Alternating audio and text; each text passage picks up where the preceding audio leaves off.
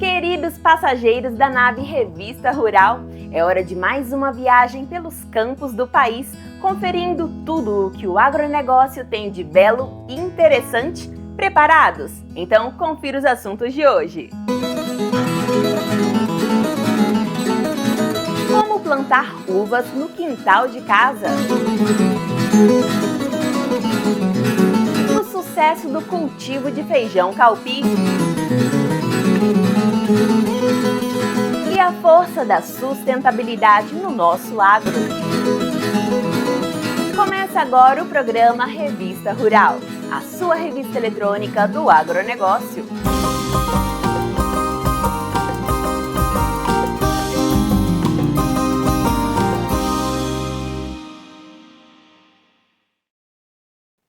Antes de chamar a primeira reportagem, eu queria te pedir uma coisa, tá? Já clica no joinha, se inscreva no canal e mande uma mensagem aqui nos comentários. Isso ajuda a gente a fazer um programa cada vez melhor para você. Já clicou? Então vamos lá! Responda rápido. Dá para cultivar uva em casa? Pois acredite, dá sim! Com os cuidados certos e algumas dicas valiosas, é possível ter um parreiral produtivo no nosso quintal.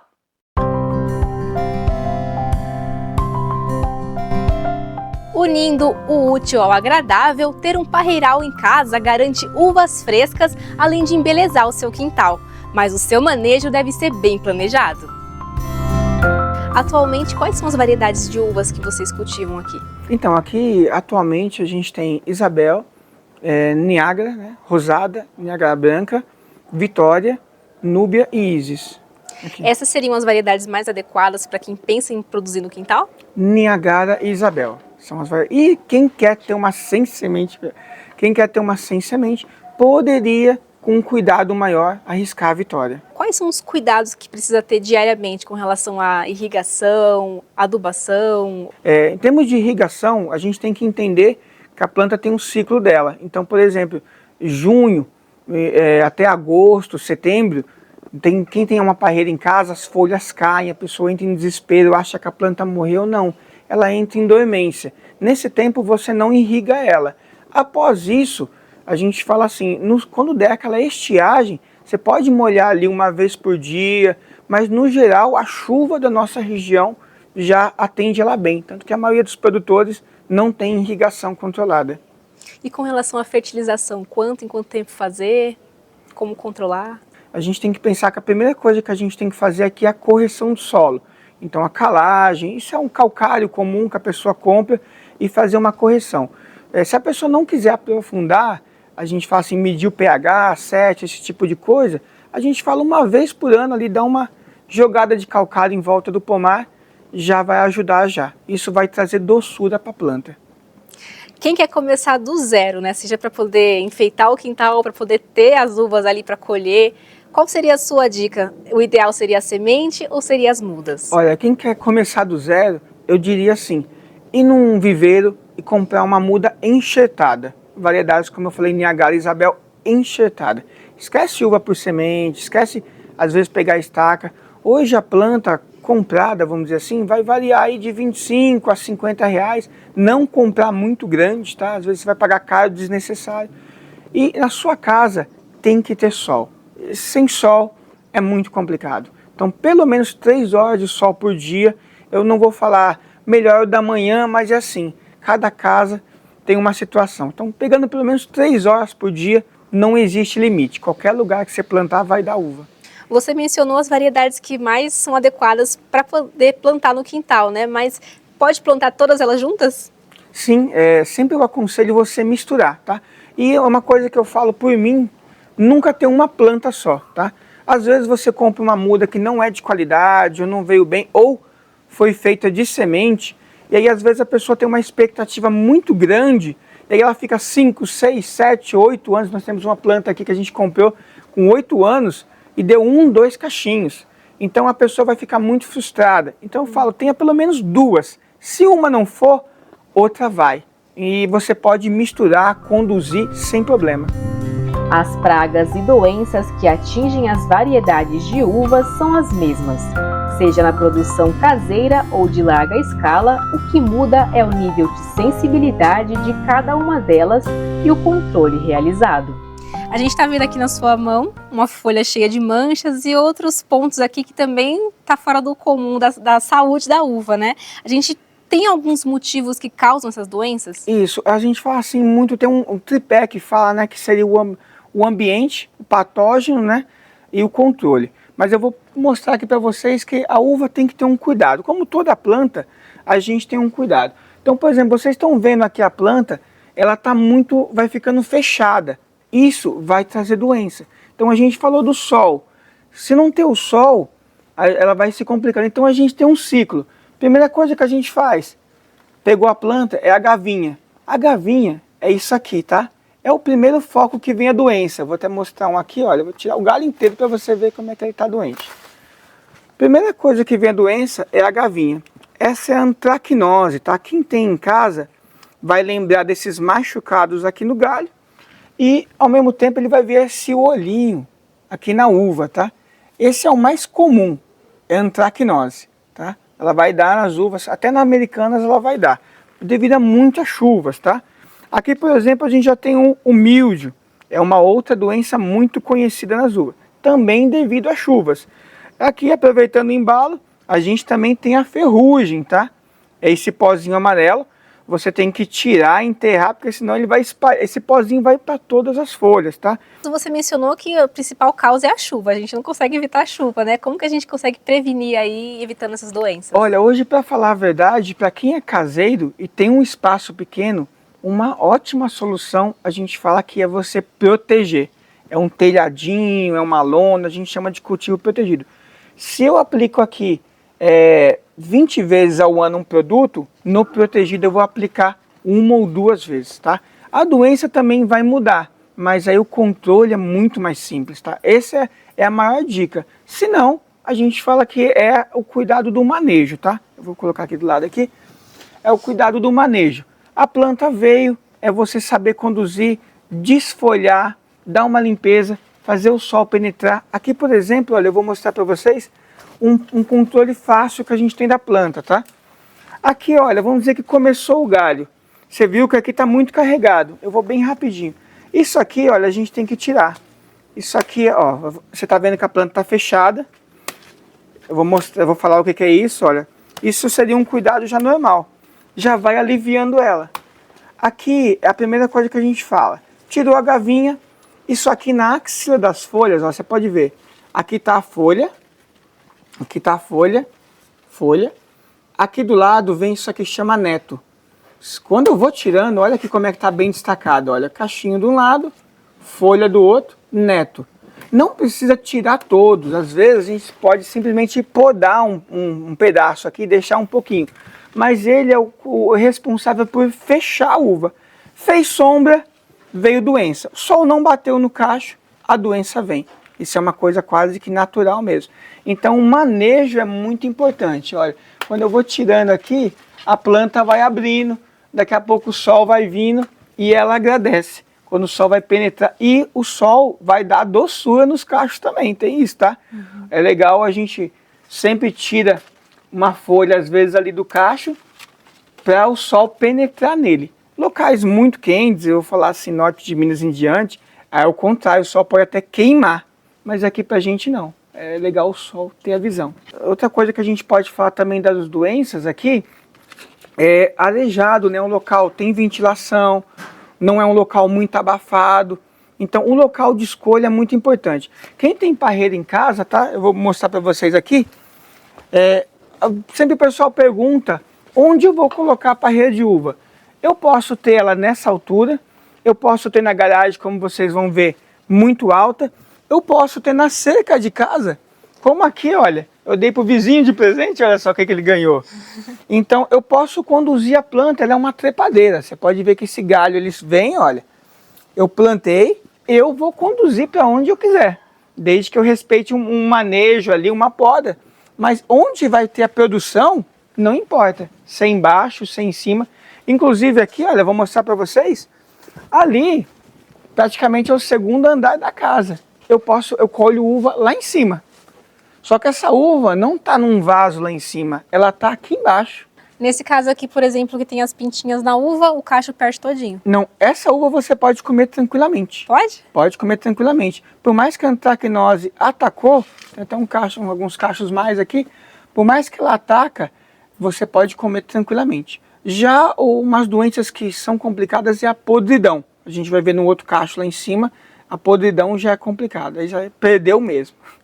Aí no caso seria mais em questões assim de venda para o mercado que não é agradável, isso, né, pela estética. Quando o mercado vê uma uva, eu vou tirar aqui para você ver aqui, tirar esse cachinho.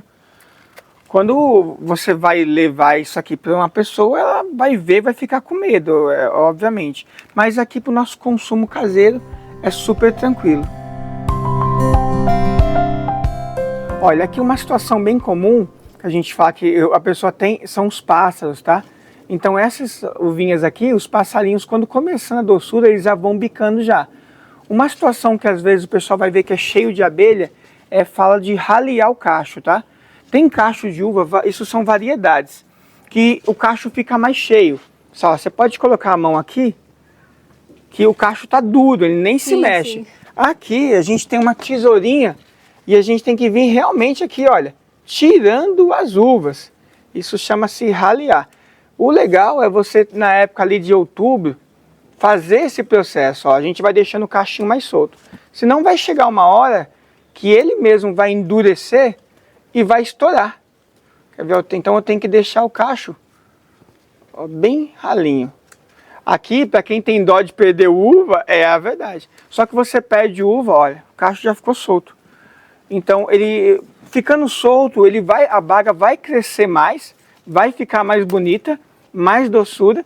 O que pode acontecer aqui, se ele ficar muito estrangulado, vou mostrar lá em cima, ele vai estourar, vai fazer um melaço e aí vai vir um monte de abelha aqui e aí acabou seu cacho. Aqui na verdade o controle é muito simples, a gente costuma usar assim, coisas naturais, né?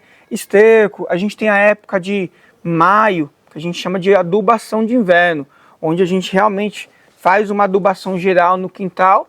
E uma vez por mês a gente tem um chorume que a gente aplica. Chorume quem gosta de fazer aqueles resíduos alimentícios que ela sobra, vai sobrar um líquido, é esse que ele vai estar aplicando. Isso parte de adubação. E como eu falei, uma vez por ano a gente coloca calcário aqui. Aqui a gente está com a matriz, né, dessa plantação toda, só que ela está com um probleminha aqui, né? Essas cascas velhas aqui, olha, elas guardam, na verdade, cochonilha, pulgão, doenças aqui. Então ali, antes da poda no inverno, a gente dá um banho de enxofre no galho. Então toda essa casca velha, ó, você vem com a mão, ó como é que ela solta fácil. E a doença se concentra aqui, olha. Então você dá aquele banho de enxofre, chama ali, a gente fala ali o controle de nível. Isso o produtor faz e o caseiro também pode fazer. E depois vem a poda, tá? Um banho aqui e tira essa casca velha doença. Saber o momento ideal de colheita também é tão importante quanto o manejo nutricional e fitossanitário, pois se a colheita for feita precocemente, resultará em uvas azedas.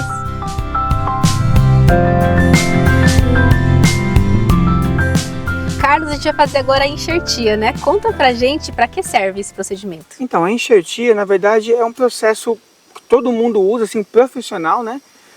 Isso aqui nós temos o porta-enxerto. Porta-enxerto, na verdade, é uma uva resistente a doenças, mas que não dá uva. Inclusive, vou puxar aqui, ó, repara não, tá? Você tá bem. Olha, uma coisa que acontece muito comum, esse é o porta-enxerto. E ele dá os cachinhos de uva. Tem pessoas que têm uma sua parreira em casa e de repente ele tinha a uva, saiu um brotinho do porta-enxerto e cresceu. E aí ele dá muitos cachos, até milhares às vezes. Só que seca tudo, não vinga nenhum. Se você tem isso na sua casa, você tem um porta-enxerto. Como que a gente faz? O enxerto é assim, nós vamos transformar aquela sua qualidade de uva em outra qualidade de uva. Nós vamos mudar. Isso serve para quem tem uma uva azeda, ou que não gosta, ou que quer realmente aprender, brincar ali e mudar. A enxertia não é só da uva, tá? A enxertia da goiaba, da manga, do abacate, tudo se faz isso. Dá para fazer em casa? Tranquilamente. O que a pessoa precisa? Precisa de uma pergunta também interessante. A pessoa não tem o porta-enxerto, mas ele tem uma uva já na casa dela. Ele pode fazer naquela uva que ele tem. Não precisa de ter o porta-enxerto. Qualquer uva ele faz. Aqui, que é ter o processo, e ele precisa de ter a copa, né? Então aqui nós temos a parte de baixo e aqui nós temos a parte de cima. Então essa parte de cima, por exemplo, aqui é uma melodia, é uma uva muito saborosa, muito saborosa. Nós vamos pegar aqui a parte de cima, vou fazer aqui nesse enxerto que vocês estão vendo. Primeira coisa que a gente fala, pessoal, é escolher um diâmetro semelhante ao que a gente já tem. Pode ver que meio que quase que casou aqui, né? Na parte de baixo, o que a gente vai fazer é que é um processo de cunha. Vamos pegar a parte mais chata e vamos abrir daqui. Isso aqui a pessoa tem que tomar muito cuidado, senão vai o dedo embora. Isso acho que seria a parte mais perigosa. E a gente abre, olha, essa parte. Você pode ver como é que ficou aqui. E isso é a primeira parte de baixo. Na parte de cima que a gente escolheu, isso aqui chama gemas, tá? Vamos escolher uma gema, olha, bem inchadinha, bonita. Cortar um espaço aqui abaixo, aqui. E aí, aqui a gente vai fazer o processo invertido. Eu estou fazendo com esse de aqui, mas você pode fazer com estilete, tranquilo, tá? E aqui a gente vai afinar. Ó, vou pegar aqui. Fazer o processo aqui. Dos dois lados, né?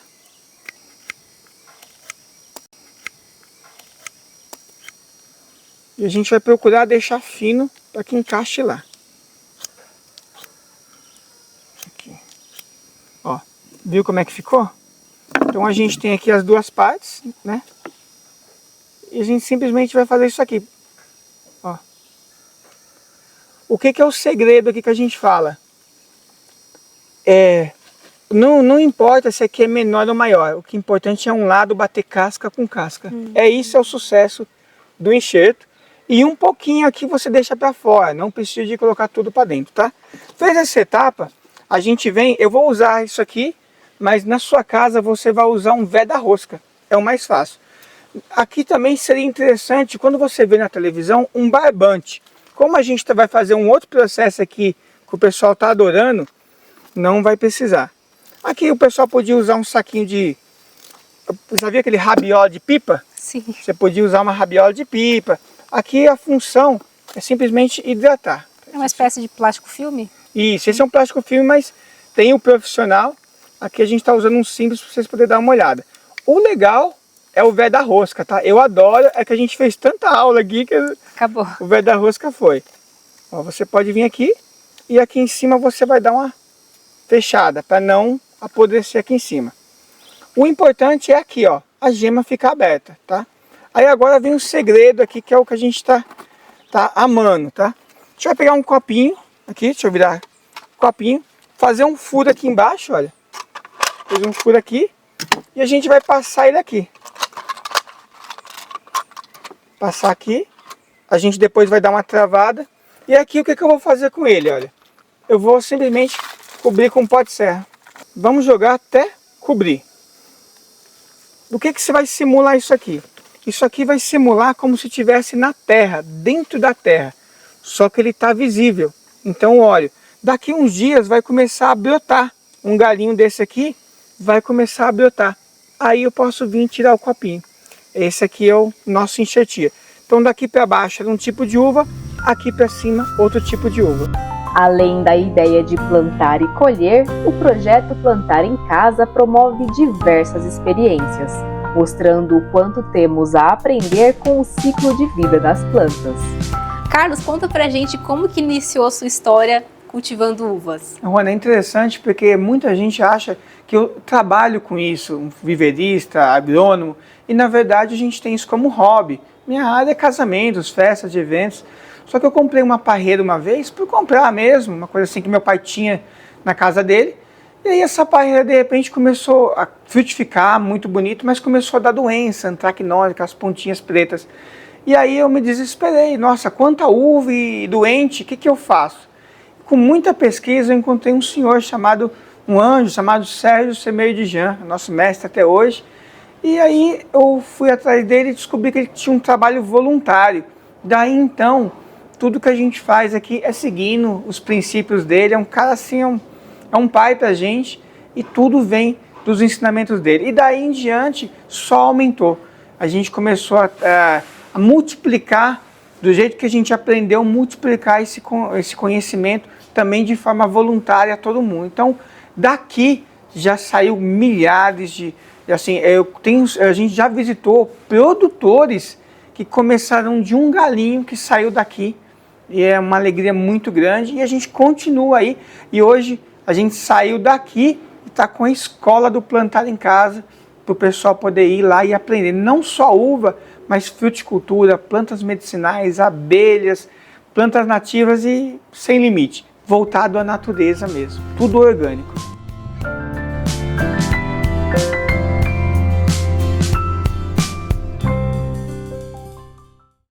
Gostou dessa reportagem? Então não deixe de fazer o seu comentário aqui abaixo. Se quiser, pode sugerir outros assuntos também. Suas ideias são muito bem-vindas e o seu comentário pode ser lido aqui no próximo programa. Não esqueça de dizer seu nome completo e onde você mora. Mande sua mensagem, queremos ouvir você! E queremos agradecer as mensagens de carinho dos nossos espectadores. Isael Moraes, Edson Brito Enson, Paulo Seixas, Juarez Augusto Bittencourt, Aline Amaral, Josenildo Silva Barros, Vanderlei Marim, Carlos Pena, Darlan Nunes Santana e Enaldo Carvalho. O Paulo César Oliveira Silva pediu uma reportagem sobre o cultivo de plantas ornamentais em casa. Boa pedida, Paulo, vamos correr atrás. O Eliel de Almeida, de Pindamonhangaba, São Paulo, sugeriu uma reportagem bem detalhada sobre a produção de própolis, de abelhas apis e abelhas nativas. É uma pauta bem interessante, Eliel, deixa com a gente! E hoje queremos dar uma saudação especial a todo o pessoal do Sindicato Rural de Nova Londrina, no oeste do Paraná. Eles estão ligadinhos na gente todas as semanas e fazem um trabalho muito bonito para o fomento do agronegócio na região. E continuem mandando suas mensagens, é muito importante pra gente.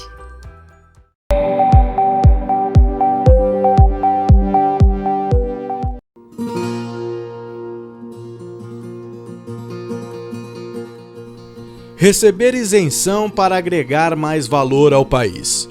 É exatamente isso que o setor de nutrição animal está buscando junto ao Congresso Nacional, com o pedido de desoneração do PIS/COFINS para essa área. Um estudo realizado pela Asbram, em parceria com a Exalc, aponta que para cada R$1 isento, haveria um aumento de R$1,49 no PIB nacional. Então mostra que esse benefício ele vem para toda a população. E mais interessante ainda, né, com o aumento ou com a redução do imposto, a gente vai ter uma redução do custo para o produtor, que vai investir mais em suplementação e vai conseguir aumentar a sua produtividade. A gente tem dois efeitos também extremamente interessantes, que é a redução do custo da cesta básica, e isso foi feito para diversas regiões do Brasil e diversos estratos de renda das famílias, né? Mostrando que, claro, as famílias de baixa renda seriam mais beneficiadas com essa redução no custo da cesta básica. E um outro efeito extremamente positivo é a questão de você ter menos impacto ambiental, pois você vai produzir mais carne, mais leite com os mesmos recursos, já que você aumenta a produtividade. Então também tem um benefício, né, da redução das emissões da pecuária por quilo de carne ou de leite produzido.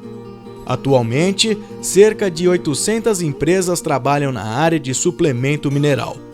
Juntas, elas pagam 275 milhões em PIS/COFINS. Com a isenção do imposto, os ganhos se espalhariam por todos os elos da cadeia, desde o produtor, passando pelos frigoríficos e laticínios até chegar ao consumidor final. Quando a gente olha, né, a curva de venda em volume de suplementos minerais, ela está altamente correlacionada, né, quando a gente fala em corte, ao preço da arroba. Então, significa que tem uma relação entre valor de arroba e volume de mineral vendido.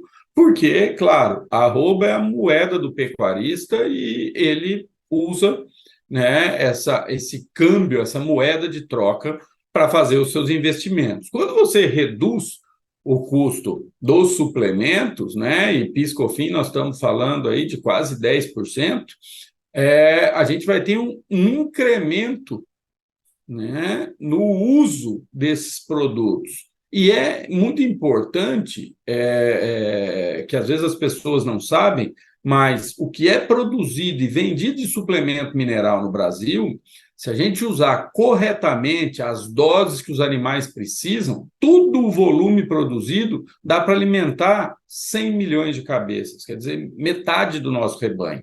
Então, a gente tem um potencial enorme para crescer na suplementação e, consequentemente, melhorar a vida do produtor, que vai produzir mais e melhor, né? Aumentar a produtividade. Outros setores do agronegócio, como por exemplo defensivos, sementes e fertilizantes, já são isentos desses impostos. Com isso, a entidade tem buscado isonomia junto ao poder público, provando os benefícios que tal desoneração traria ao país como um todo. Na verdade, o que a gente precisa, né, é mudar essa lei. Já tem alguns projetos de lei tramitando no Congresso, né? No ano passado, a gente teve um PL de 2019 que já teve o parecer favorável a essa desoneração pelo Senado, né? Por causa das eleições, esse trâmite acabou sendo suspenso, né? E o que a gente precisa é realmente colocar isso na pauta e fazer com que esses PLs sejam aprovados, né, para a gente já trazer todo esse benefício para a população brasileira, né, de incremento de PIB, diminuição de impacto ambiental e, principalmente, redução no custo da cesta básica do consumidor.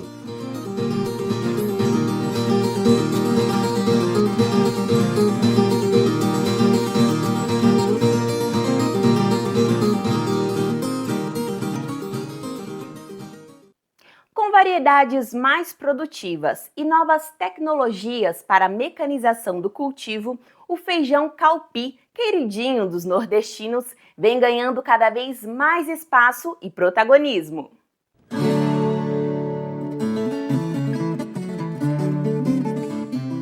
De alta capacidade de adaptação dos grãos às condições climáticas e de baixo custo de produção, o feijão calpi tem se expandido do Nordeste para outras regiões brasileiras. E para que isso se tornasse uma realidade, as ações conduzidas pelos programas de melhoramento genético da Embrapa foram fundamentais. É através delas que hoje o mercado oferta um produto de muita qualidade. O programa de melhoramento genético de feijão calpi, ele tem uma grande importância para os agricultores, para os comerciantes, né, e para os consumidores, né, que é o último cliente, né, da cadeia produtiva, porque é com base nessas cultivares que os agricultores poderão ter um aumento na sua produção e, consequentemente, na sua renda. O comerciante, ele vai ter um mercado garantido, seja o mercado para atender aos consumidores internos ou para exportação, e também a importância para as pessoas que irão consumir esse feijão, porque tem algumas características que são muito importantes, como a cor, a forma do grão e a qualidade nutritiva do grão. As plantas possuem arquitetura moderna, ciclo de maturação mais precoce e uniforme, além de grãos padronizados e de melhor qualidade genética, com alto valor nutritivo. As variedades biofortificadas têm grande importância e um impacto positivo na saúde da população. A gente poderia citar, primeiramente, as crianças, onde há alguns grupos que têm mais risco, né? Principalmente as populações mais pobres, que não têm acesso a uma alimentação saudável. Então, essas variedades irão contribuir para que essas pessoas tenham ser um fortalecimento, né? Principalmente com relação ao combate de algumas doenças, como a anemia, e fortalecendo o sistema imunológico. Então, por exemplo, para as pessoas mais idosas, o zinco é muito importante.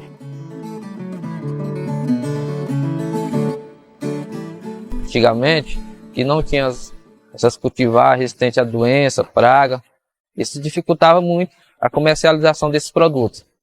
E agora, depois que a Embrapa lançou essas novas cultivares, a gente já tem uma maior aceitação no comércio, já tem maior controle de praga, doença.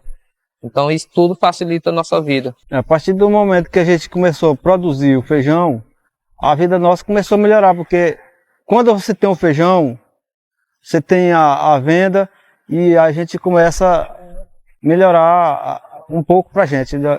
A gente vende para o fornecedor, ele vende para a merenda escolar e é muito importante para nós, né? Aí a gente fica feliz que vê a pessoa comprando o nosso feijão. A fim de garantir uma boa produção, o produtor primeiramente precisa cuidar do solo. Para isso, uma amostra do terreno é colhida e mandada para análise. O caupi pode ser cultivado em quase todos os tipos de solos. Os solos, de uma maneira geral, no Nordeste, são solos muito frágeis, né? De baixa textura, né? Ou seja, pequena quantidade de agregados, e estes agregados têm uma estabilidade muito baixa. Então é necessário que se faça um manejo bastante adequado, ou seja, se possível, manejá-los em sistema de plantio direto, utilizar o mínimo possível da mecanização sobre a superfície desse solo. A fixação biológica de nitrogênio também é importante nesse cultivo, uma vez que o nitrogênio é um dos nutrientes mais exigidos pelas plantas. Vale lembrar que sua deficiência limita a produtividade, principalmente quando falamos das regiões tropicais. 78% do que nós temos de nitrogênio, ele está no ar. Só que a forma como ele se encontra no ar, a planta não consegue absorver. E daí é que vem a relação da simbiose. Ou seja, bactérias do solo, elas conseguem fixar esse nitrogênio e fornecer para a planta.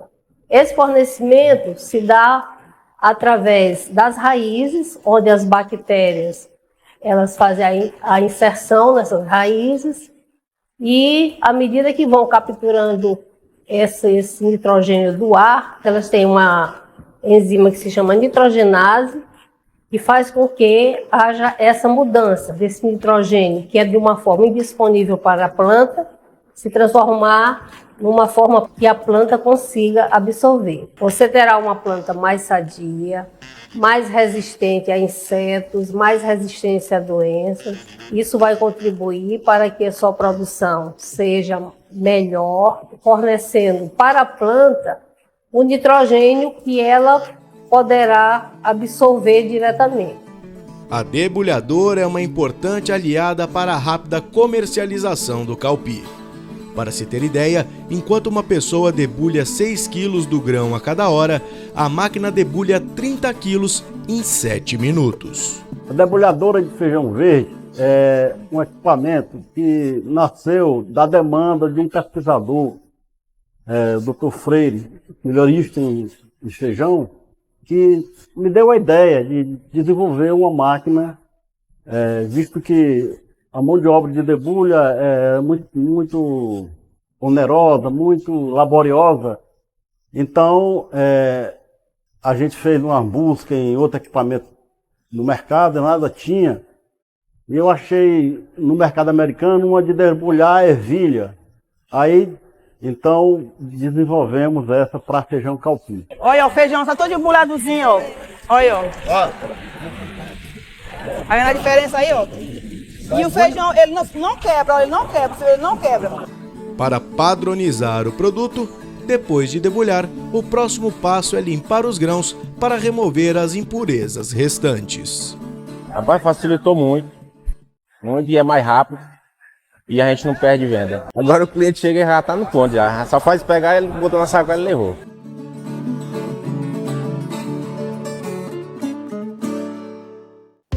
Você que está assistindo o nosso programa através do YouTube, queria te pedir uma coisa. Clica no joinha, se inscreva no canal e deixe uma mensagem aqui nos comentários. Isso nos ajuda muito a produzir um programa cada vez melhor e mais interessante, especialmente para você.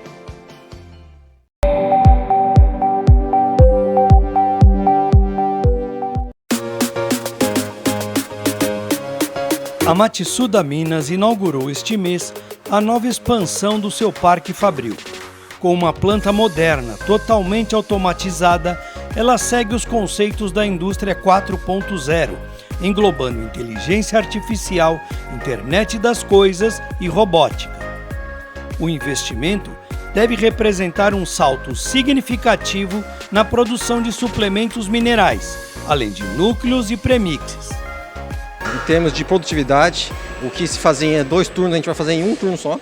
Então a gente tem uma economia, né, em qualidade não posso nem se falar, né, porque a automatização, a indústria 4.0, né, que está muito na moda aí, é o que a gente está buscando. É a qualidade, eficiência, né, e redução de custo. Então a gente tem certeza que vai ser um investimento muito bem aplicado, né.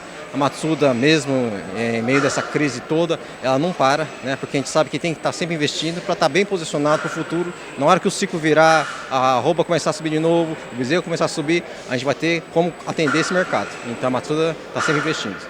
É isso que você falou, né? O negócio é trabalhar forte na crise para quando vier a fase boa de novo, estar na frente de todo mundo. Com certeza, porque se a gente quiser investir na hora que está bom, aí é tarde demais. Então a Matsuda tem sempre essa visão. Quando às vezes as outras empresas estão tirando o pé um pouquinho, né, a gente está acelerando.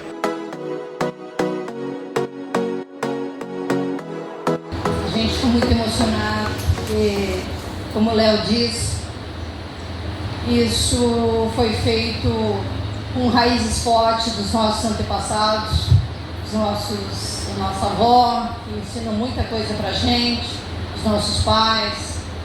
E o nosso irmão tinha essa garra de seguir adiante, que todo mundo conhece.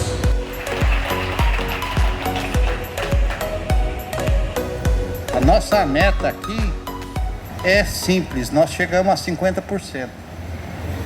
Agora, falta mais 50%. Então o caminho, eu sei que é um pouco longo, mas nós vamos chegar. Com vocês juntos, eu acho que chegamos mais rápido. Muito obrigado por vocês.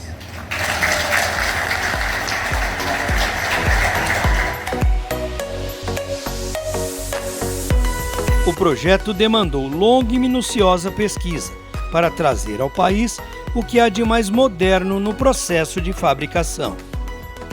Em 2020, a Matsuda Minas já estava com essa demanda de planta totalmente tomada. Então, o Leonardo, conversando com a diretoria, a gente enxergou que a gente precisava dar um passo mais longo, né? E hoje a gente está trabalhando, as indústrias estão trabalhando com a indústria 4.0. Então, a diretoria nos autorizou a buscar o que tinha melhor no mercado, como a Matsuda sempre faz. A gente foi atrás do que existia de melhor no mercado. Foram 2 anos de estudos, né? De novas embalagens, novos fornecedores, parceiros industriais que nos atendiam no que fosse necessário. É uma planta que te dá todo o relatório mensal, semanal, diário, por hora. É uma planta inteligente, ela se comunica. Então você intervém na planta de qualquer lugar que você está. E ela te dá todos os relatórios de defeito, de troca, de algum problema. Então é uma planta que você enxerga muito bem e muito automatizada e robotizada, como vocês viram, né? Uma planta que você toca ela com 12 funcionários. Uma planta que te dá, é uma planta 2 em 1 também, Flávio.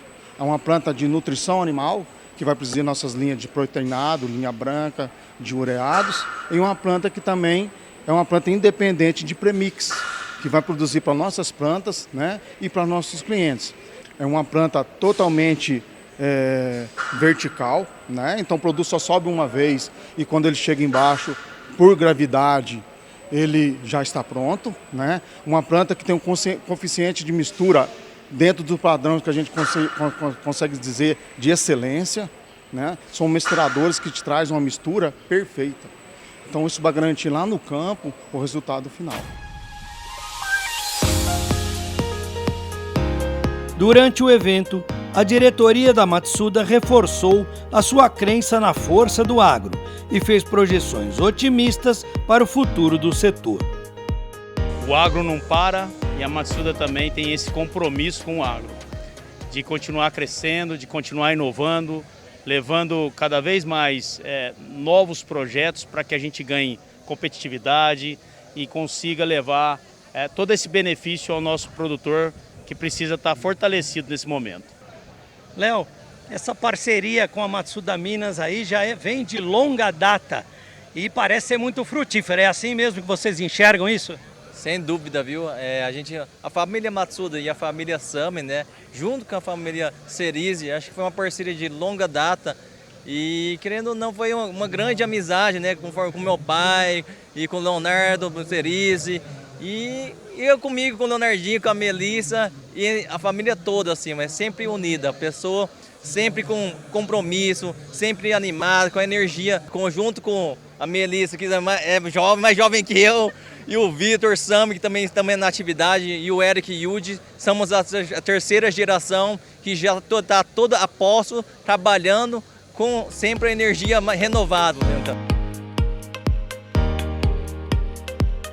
Melissa, você que também está sempre ajudando no backstage aí, eu imagino que organizar uma festa dessa não é fácil. Como é que tá o coraçãozinho aí? Ah, tá ansioso, né? Eu acho que a gente preparou muito esse momento, né? A gente desenhou isso para os nossos clientes, para as pessoas que acompanham esse negócio todo dia. Então a gente está muito feliz de ter tudo pronto.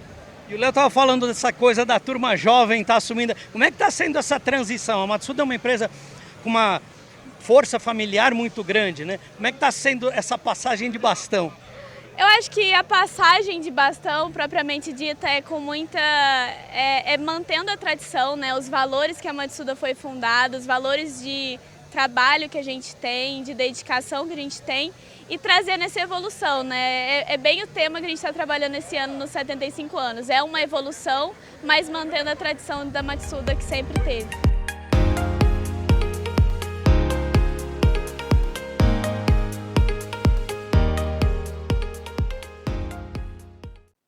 As plantas, como qualquer ser vivo, necessitam de cuidados para a sua saúde. O conceito de fitossanidade surgiu da necessidade de se estudar as doenças a fim de fazer a prevenção ou o tratamento mais adequado.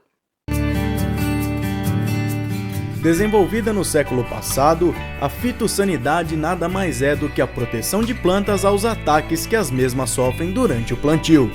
Ou seja, o conceito evita que fungos, bactérias, insetos, plantas daninhas ou outro qualquer tipo de agente possam interferir na produção. Para vocês terem uma noção da importância do tema fitossanidade, a Assembleia Geral das Nações Unidas instituiu o ano de 2020 como o Ano Internacional da Sanidade Vegetal. E com que objetivo? Justamente de disseminar esse conceito de fitossanidade para o público em geral, para a sociedade e para os tomadores de decisão, mostrando o papel que tem a fitossanidade na segurança alimentar e na proteção do ambiente e da biodiversidade. Se pensando em eficiência e produtividade, a grande importância de ter plantas sadias no campo é justamente pelo fato do agricultor conseguir uma maior produção de alimentos numa mesma área. Então, numa mesma unidade diária, você vai aumentando a produtividade usando as tecnologias, usando o manejo das pragas e das doenças, para evitar a abertura de novas áreas, para evitar o desmatamento. Já em termos de riscos, atualmente um problema que tem sido notado é a transmissão de fungos, bactérias, vírus e insetos de uma área infectada para uma área sadia. e isso é um grande problema para o setor. Isso se dá de que forma? Se dá através do trânsito de material vegetal contaminado. Então a fitossanidade entra fornecendo subsídios para a legislação das importações e exportações desse material vegetal, tá? E também até em nível local mesmo, de uma propriedade para outra vizinha, a regulação do trânsito de material vegetal. Para auxiliar o produtor, a Embrapa Amazônia Oriental tem desenvolvido pesquisas sobre fitossanidade, estudando diferentes tipos de grãos, como por exemplo a soja ou então o açaí. E o objetivo é justamente melhorar o conceito de saúde da plantação em cada um deles. Nessas culturas, a gente vai nos plantios e estuda os problemas que estão acontecendo e desenvolve pesquisas para resolver esses problemas, para controlar o ataque de insetos, de doenças causadas por fungos, por vírus, bactérias, de um modo geral.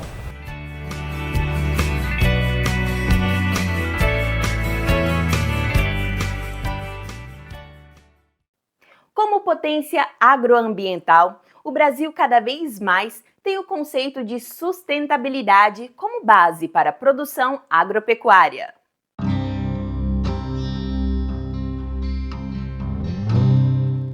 É inegável que o Brasil é uma potência agroambiental.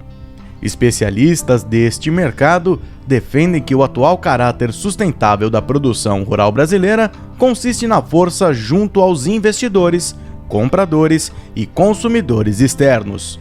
Nesse contexto, a sustentabilidade aplicada aos negócios não se refere mais a uma inovação, mas sim a uma mudança na realidade produtiva. Esse conceito atrelado à ética e também à compliance deve estar intrínseca na estratégia e no propósito da companhia, no caso. Como exemplo mesmo, eu posso falar sobre o cenário atual mesmo, de que a preocupação por alimentos seguros e a segurança alimentar desencadeou uma preocupação e um interesse dos consumidores em entender qual é a origem e a rastreabilidade dos produtos que eles estão adquirindo.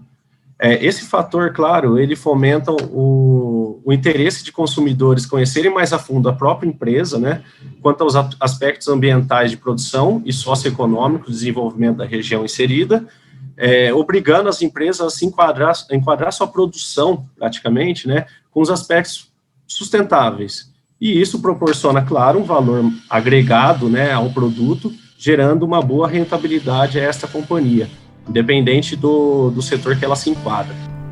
Os conceitos de sustentabilidade devem ser vistos como um meio de desenvolvimento das diversas atividades agropecuárias.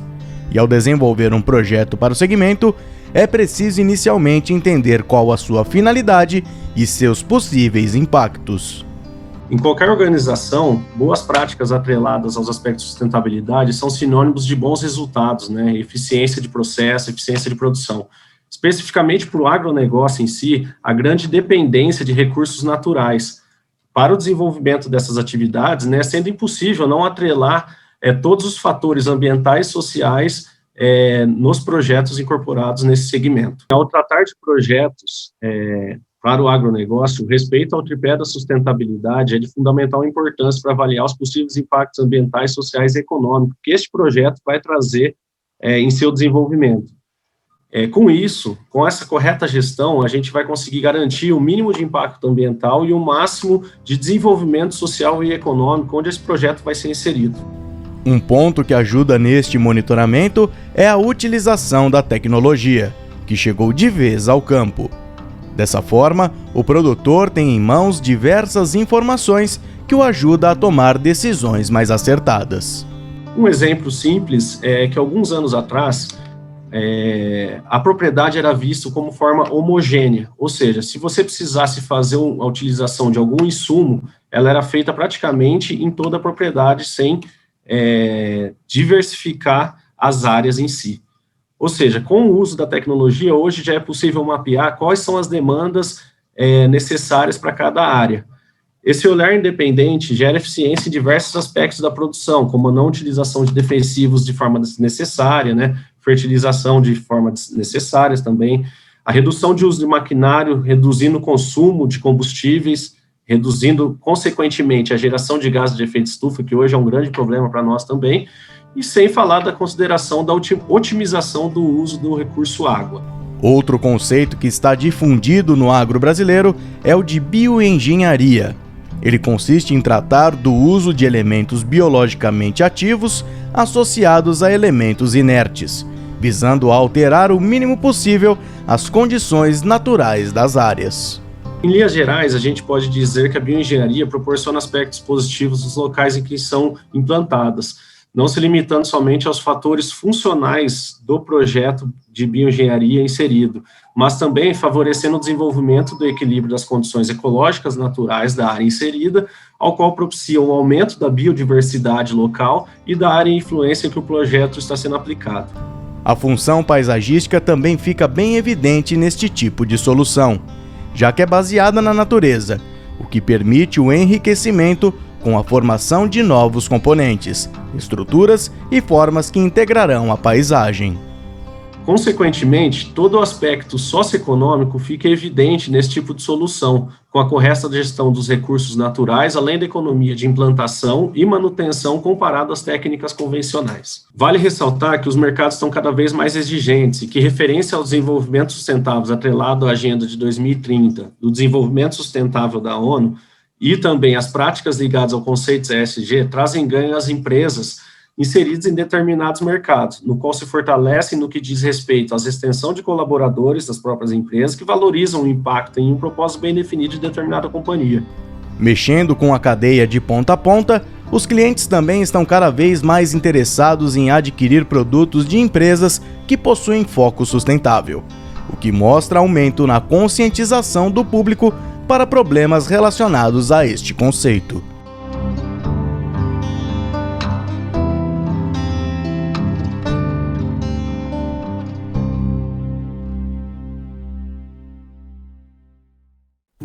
A gente vai ficando por aqui.